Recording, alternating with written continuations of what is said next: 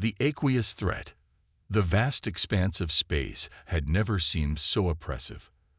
Admiral Lyra Chen stood at the helm of the UES Defiant, her eyes fixed on the holographic display before her. The image showed a swirling mass of blue and green, beautiful in its ethereal glow, terrifying in its implications. "Status report," she barked, her voice steady despite the tension that gripped her chest. Commander Rajpatal stepped forward, his dark eyes grave. "The Zarkonian fleet has breached the Orion defense line. Admiral, they've deployed their hydro weapons on 3 more colony worlds." A collective shudder ran through the bridge crew. The hydro weapons were the stuff of nightmares, a liquid death that consumed everything in its path, turning organic matter into more of itself. Whole planets had fallen, their ecosystems transformed into alien landscapes that pulsed with an eerie, aqueous life. Lyra's jaw clenched. Humanity had faced threats before: wars, plagues, environmental disasters. But nothing like this. The Zarkonians, an advanced aquatic species from the depths of the Andromeda galaxy, had arrived in the Milky Way a year ago. At first, they had seemed peaceful, eager to trade and share knowledge. But it had all been a ruse. Their true intention was conquest, and their weapon of choice was unlike anything the galaxy had ever seen. "What's the status of Project Watershed?" Lyra asked, turning to Dr. Elena Rodriguez, the ship's chief scientist. Elena's hologram flickered to life, her expression a mix of excitement and trepidation. "We've made a breakthrough, Admiral. We've isolated the base compound of the hydro weapons. It's unlike anything we've ever seen. It's not just a weapon, it's alive." Lyra leaned forward, her interest piqued. "Alive? Explain." "The liquid isn't just a carrier for nanobots or a complex chemical agent," Elena continued, her words tumbling out in a rush. "It's a new form of matter altogether. It has a rudimentary intelligence, the ability to learn and adapt. That's why it's been so effective against our defenses. It evolves to overcome whatever we throw at it." Commander Patil interjected, his voice laced with frustration. "So you're saying it's unbeatable? That we should just roll over and let the Zarkonians take our worlds?" Elena shook her head vehemently. "No, that's not what I'm saying at all. In fact, this discovery might be our salvation. You see, the hydro weapon's adaptability, it works both ways." Lyra's eyes narrowed. "Both ways? What are you getting at, Doctor?" Elena took a deep breath, her hologram flickering slightly as she gathered her thoughts. "The hydro weapon adapts to overcome resistance, yes, but in doing so, it also takes on characteristics of whatever it's trying to conquer. In essence, it becomes a hybrid of itself and its target." A heavy silence fell over the bridge as the implications of Elena's words sank in. It was Lyra who finally broke it, her voice barely above a whisper. "Are you suggesting what I think you're suggesting, Doctor?" Elena nodded, her eyes shining with a mix of fear and determination. "Yes, Admiral. I believe that if we can find a way to interface with the hydro weapon, to let it adapt to us on our terms, we might be able to control it, to use it against the Zarkonians." Commander Patil exploded, his face contorted with shock. "That's insane. You're talking about deliberately exposing our people to this thing. It's suicide." But Lyra was already considering the possibilities, her tactical mind racing. "How sure are you about this, Doctor? What kind of time frame are we looking at?" Elena's hologram straightened, her voice taking on a more formal tone. "With the resources at our disposal, I believe we could have a prototype ready for testing within a week. But Admiral, I must stress the risks. We have no idea what the effects might be on a human subject. The physical and psychological changes could be extreme." Lyra nodded gravely. "Understood. But given the alternative, I don't see that we have much choice. The Zarkonians are advancing on all fronts. If we don't find a way to turn this around soon, there won't be any humans left to save." She turned to Commander Patil, her expression resolute. "Raj, I want you to put together a team of volunteers, the best and brightest we have. Make sure they understand the risks and the stakes." Patel saluted, his earlier outburst forgotten in the face of a direct order. "Yes, Admiral. I'll get on it right away." As the bridge erupted into a flurry of activity, Lyra turned back to the holographic display. The swirling mass of the hydro weapon seemed to pulse, almost as if it were alive and aware of the plans being made. For a moment, Lyra allowed herself to feel the full weight of the decision she had just made. She was potentially condemning volunteers to a fate worse than death. But if it worked, it could save not just humanity, but all the species threatened by the Zarkonian onslaught. She squared her shoulders, pushing aside her doubts. There would be time for recrimination later, if they survived. For now, they had a war to win and a desperate gamble to prepare for.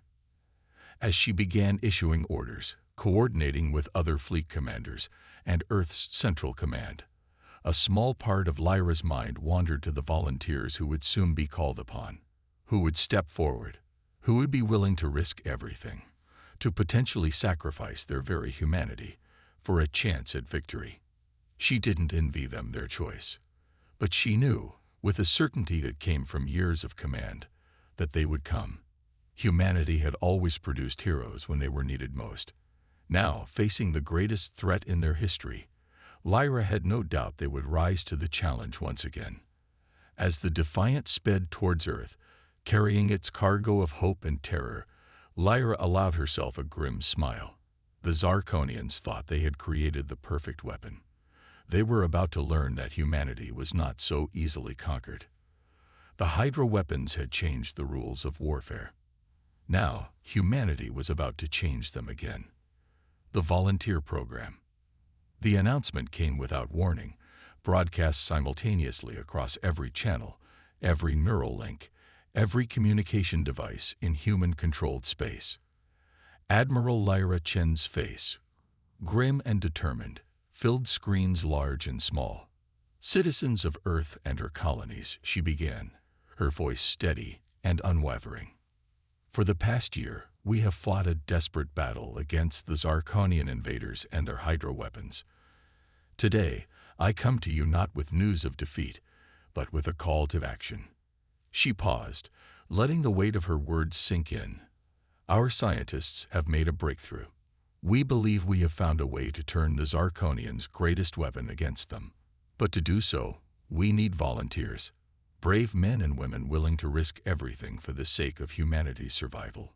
As Lyra explained the basics of the plan, deliberately interfacing with the hydro weapons to gain control over them, reactions across human space ranged from shock to disbelief to grim determination. In a small apartment in New Beijing, Lai Wei, a former Marine-turned-teacher, felt a familiar fire ignite in his chest.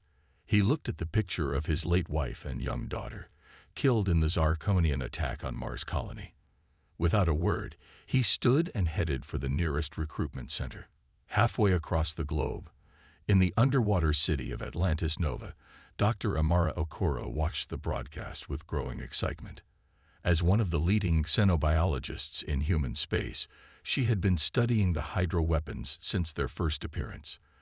The chance to interface with them directly, to potentially control them, it was the opportunity of a lifetime. She immediately began composing her application.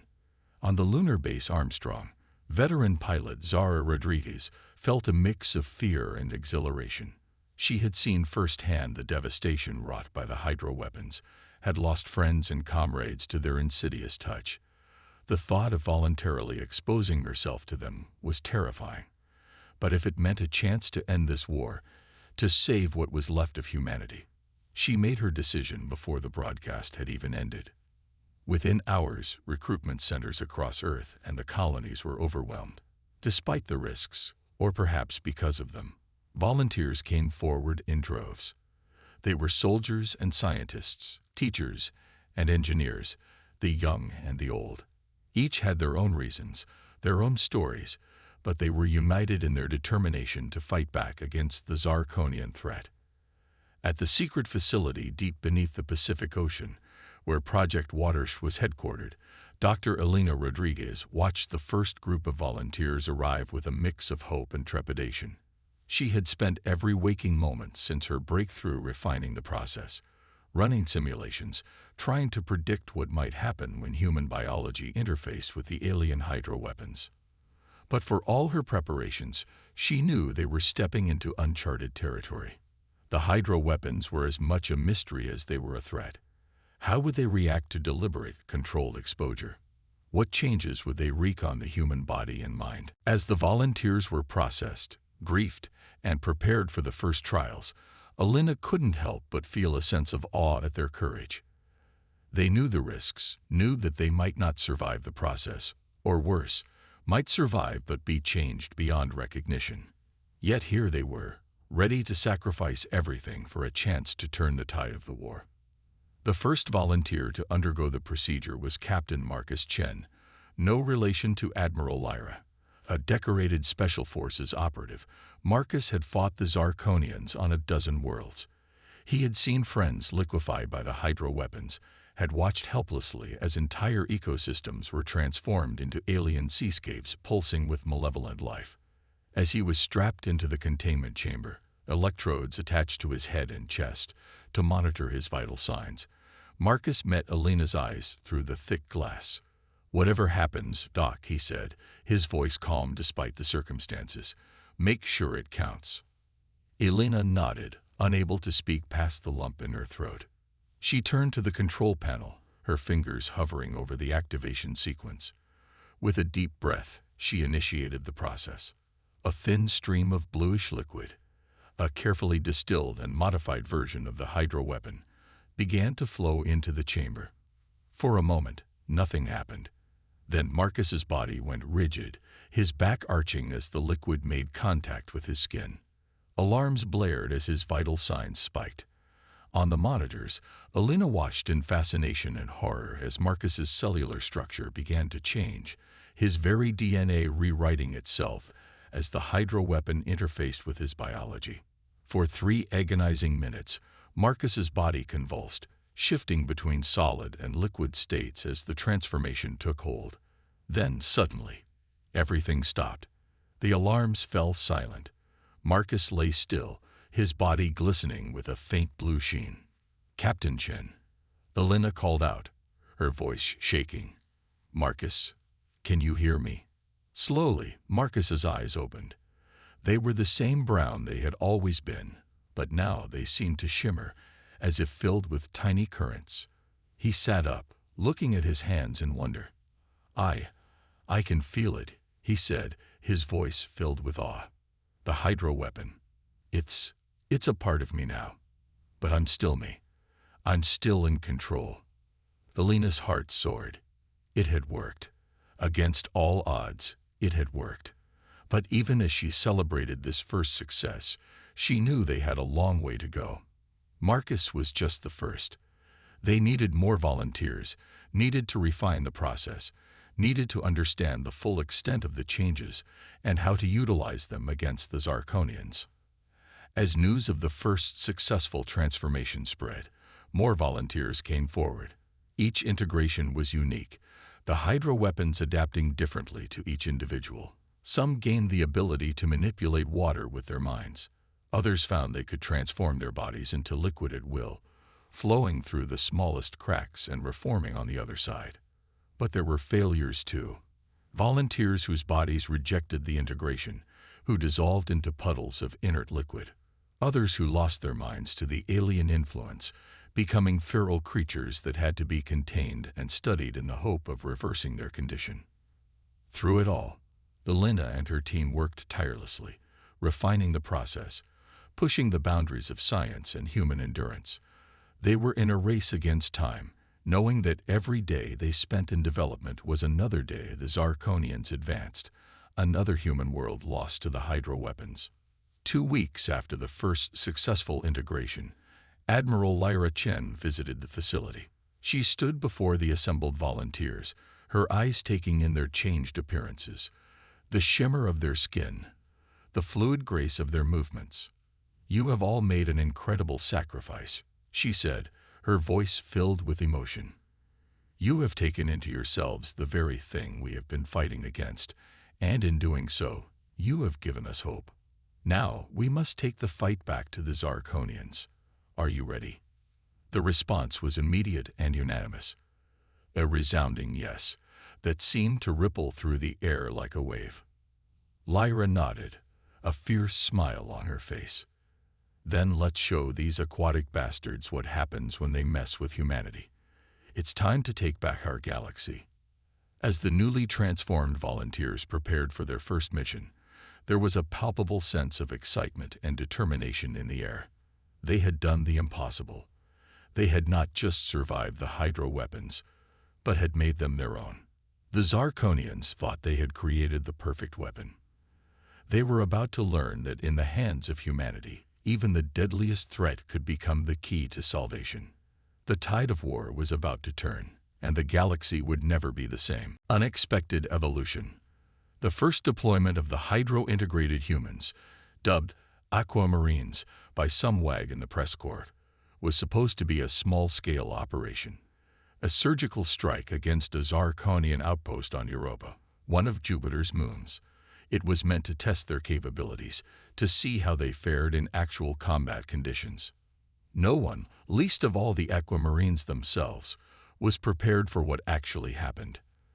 The UES Poseidon, a stealth corvette specially modified to accommodate the unique needs of its transformed crew, slipped into Europa's orbit under the cover of a magnetic storm. As they prepared to launch, Captain Marcus Chen, the first successful Aquamarine, addressed his team. "Remember your training," he said, his voice carrying an odd liquid resonance.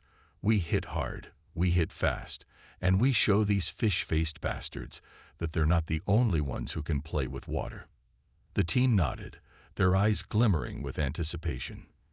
Then, without need for drop pods or shuttles, they simply stepped out of the airlock and into the void of space. In an instant, their bodies transformed, becoming streamlined torpedoes of living water that cut through the vacuum with impossible speed. They streaked towards Europa's icy surface, their liquid forms easily penetrating the thick shell to enter the subsurface ocean, where the Zarkonian base was hidden. The plan was to infiltrate the base, gather intelligence, and, if possible, sabotage their hydro-weapon production facilities. But plans, as they say, rarely survive first contact with the enemy. As soon as the Aquamarines entered Europa's alien sea, they felt it.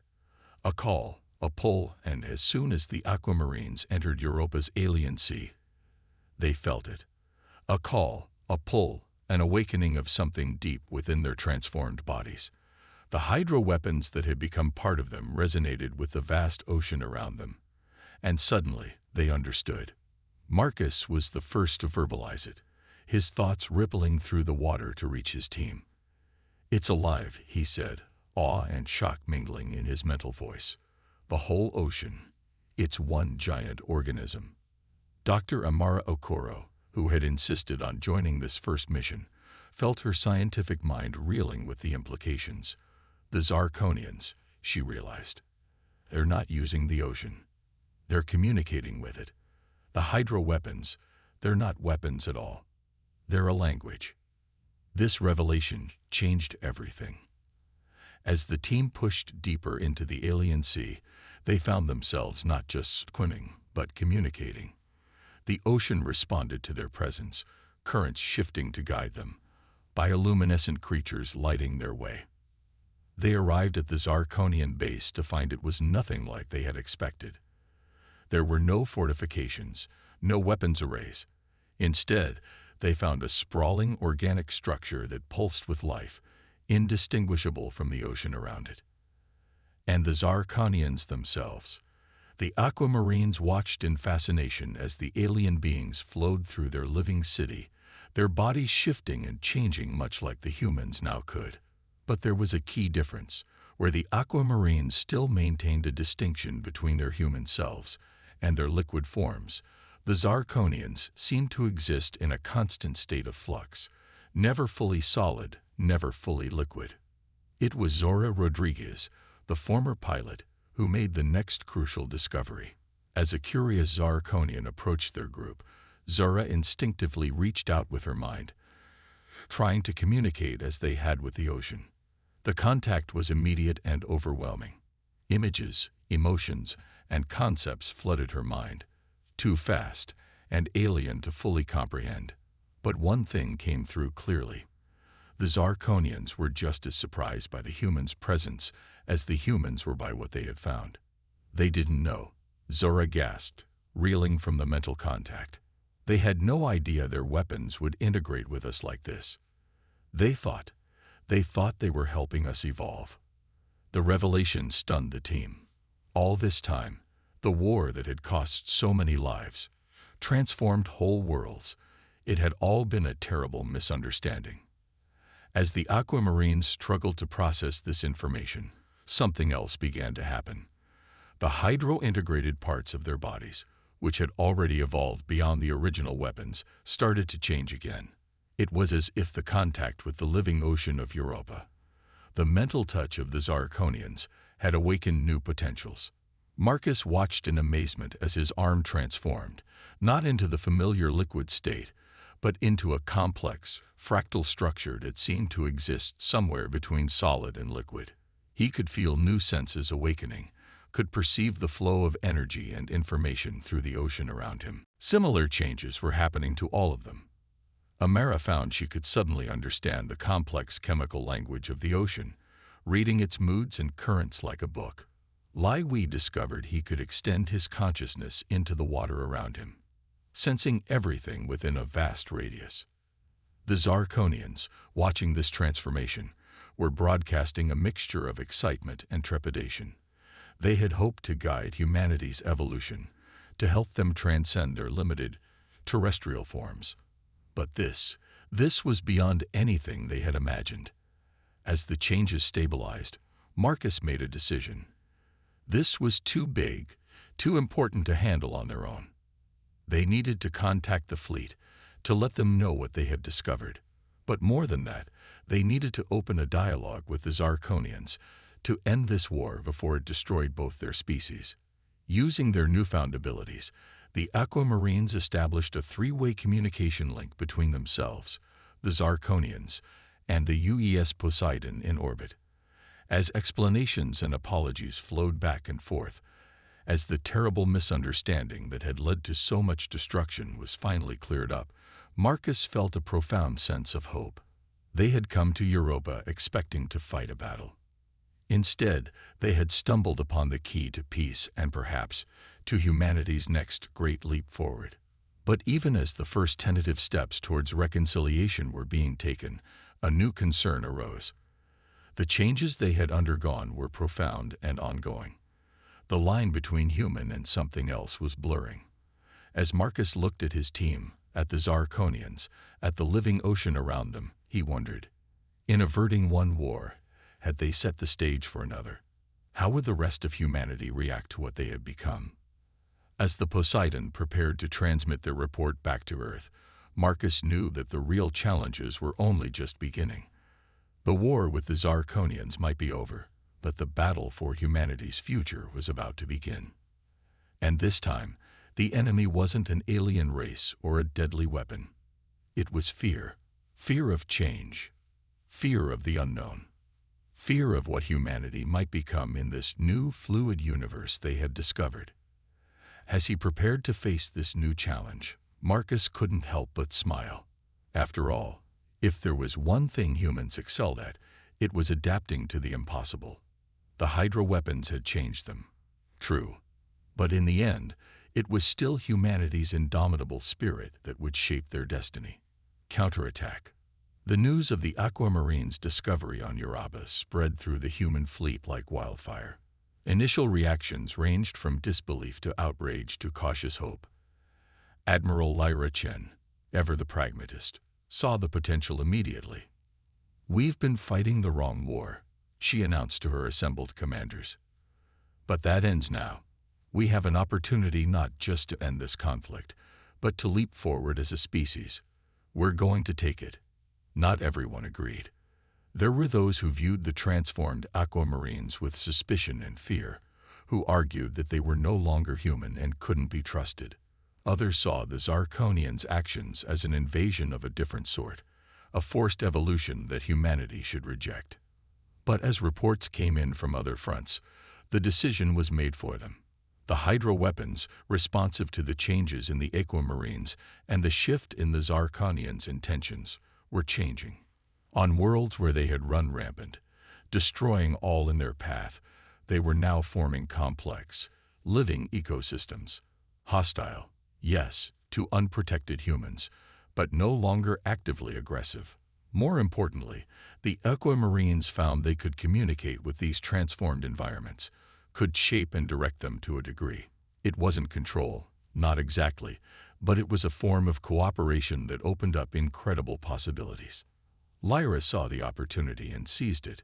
She put out a call for volunteers, not just for military personnel, but for scientists, engineers, artists, anyone willing to undergo the transformation and help bridge the gap between humanity's past and its fluid future. The response was overwhelming. For every person who recoiled from the idea, there were two more who stepped forward, eager to be part of this new frontier. Dr. Elena Rodriguez, monitoring the transformations, made another breakthrough. "We can control the degree of integration," she reported excitedly. "It doesn't have to be all or nothing. We can give people the ability to interact with the hydro environments without completely changing their biology." This news helped sway many of the holdouts. Humanity could adapt, could gain these new abilities, without losing what made them human. As the ranks of the transformed swelled, Lyra put her plan into action. It wasn't a counterattack in the traditional sense. There was no enemy to fight, not anymore. Instead, it was a campaign of reclamation and transformation. Fleets of ships carrying both fully transformed aquamarines and partially integrated support teams spread out across human space. Their mission: to reclaim the worlds lost to the hydro weapons, to reshape them into places where both traditional and transformed humans could live. On Mars, the first world to fall to the Zarkonian attack, the scene was breathtaking.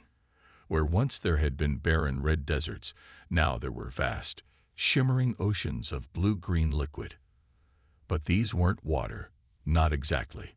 They were a new form of matter, a liquid alive with possibility. Lai Wei, standing on the shore of one such ocean, felt a lump in his throat as he remembered his family, lost in the initial attack. With a thought, he extended his consciousness into the liquid landscape. He couldn't bring back the dead, but perhaps. Before his eyes, the liquid began to shift and flow. Structures rose from the depths, not buildings in the traditional sense, but organic forms that pulsed with life and purpose. He could feel the echoes of human thought, of human creativity in their shapes. The hydro weapons, once instruments of destruction, were now tools of creation. Similar scenes were playing out across human space. On Europa, Zara Rodriguez was leading a team to establish the first joint human-Zarkonian colony. The icy moon, once a battlefield, was becoming a symbol of cooperation and shared evolution. In the rings of Saturn, Amara Okoro was overseeing the birth of something entirely new, a diffuse, spacefaring civilization of transformed humans who flowed through the icy particles of the rings as easily as they once had walked on solid ground. But it wasn't all smooth sailing. On Earth and other core worlds, there was resistance. Some saw the transformation as a threat to human identity, a danger to be contained or even eradicated. Tensions rose, and there were isolated incidents of violence against the transformed.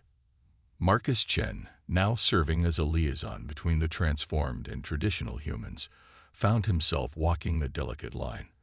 "We're still human," he insisted in countless interviews and public appearances. "We've changed, yes, but change has always been part of the human story. We're not replacing humanity, we're expanding what humanity can be." Slowly, gradually, his words began to take hold. As more people underwent partial integration, as the benefits of the new technology became clear, acceptance grew. The hydro worlds, once seen as lost, became new frontiers, ripe for exploration and settlement. 5 years after the first aquamarines had plunged into Europa's alien sea, humanity stood on the brink of a new era. They had faced annihilation and emerged not just victorious, but transformed. The galaxy, once a place of terror and conflict, now beckoned with infinite possibilities. As Admiral Lyra Chen stood on the bridge of the UES Defiant, watching a newsfeed from a dozen transformed worlds, she allowed herself a small smile. They had done it. Against all odds, humanity had not just survived, but thrived.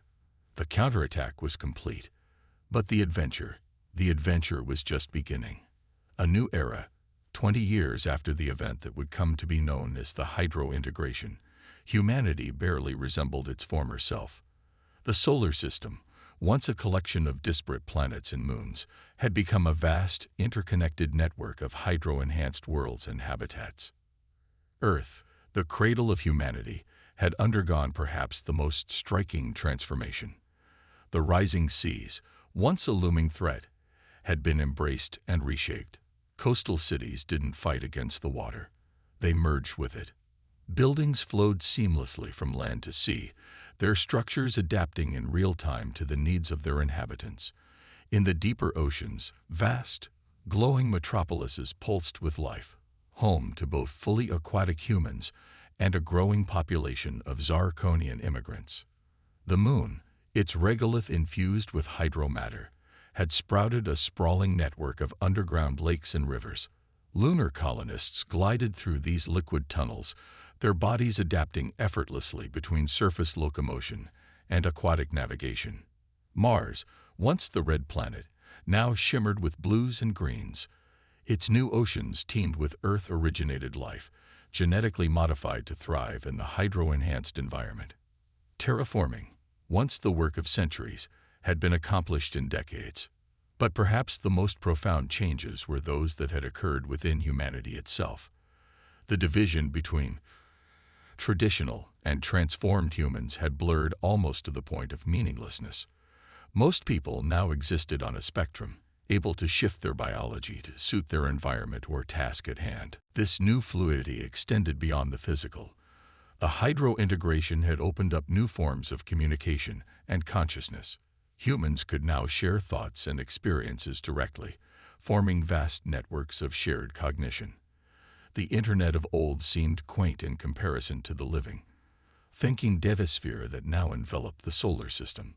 At the heart of this transformed society stood the Fluidity Council, a governing body comprised of humans, Zarkonians, and even representatives of the semi-sentient hydro-environments themselves. Admiral Lyra Chen, now well into her 80s but kept vital by hydro-treatments, served as humanity's chief representative. "We stand at a crossroads," Lyra announced in a system-wide address, her words carried not just by traditional broadcasts, but by ripples through the hydro network that connected all transformed life. The solar system is no longer our limit. The galaxy beckons. The decision to expand beyond Sol had not been made lightly. There were concerns about encountering other civilizations, about the ethics of transforming new worlds. But the pull of exploration, that age-old human drive, proved irresistible. The first extrasolar expedition was led by a familiar face, Captain Marcus Chen, his body now a shimmering blend of human and hydro form, able to adapt to almost any environment. His ship, if it could be called that, was unlike anything humanity had created before. Part living organism, part machine, part crew, it was a self-contained ecosystem capable of sustaining itself indefinitely in the void between stars. As the expedition prepared to make its first faster-than-light jump, using principles derived from studying the fluid nature of space-time through a hydro-enhanced lens, Marcus couldn't help but reflect on the journey that had brought them here. They had faced extinction and emerged stronger. They had confronted the unknown and made it part of themselves. They had taken a weapon meant to destroy them and turned it into the key to their transcendence. But even as humanity reached for the stars, new questions arose. How far could they change before they ceased to be human? What responsibilities did they bear for the worlds they would transform? And what other wonders, or dangers, waited for them in the vast, unexplored reaches of the galaxy. As the ship prepared to jump, its crew linked in a network of shared consciousness. Marcus smiled. Whatever challenges awaited them, he knew one thing for certain. Humanity would face them as they always had, with courage, creativity, and an unwavering determination to adapt and survive. The Hydra weapons had reshaped humanity. But in the end, it was humanity that had reshaped the Hydra weapons, and in doing so, had reshaped their own destiny. As the ship disappeared into the fluid folds of spacetime, it carried with it the hopes and dreams of a transformed species. The era of traditional humanity had ended. The age of Homo fluidus had begun, and the galaxy would never be the same.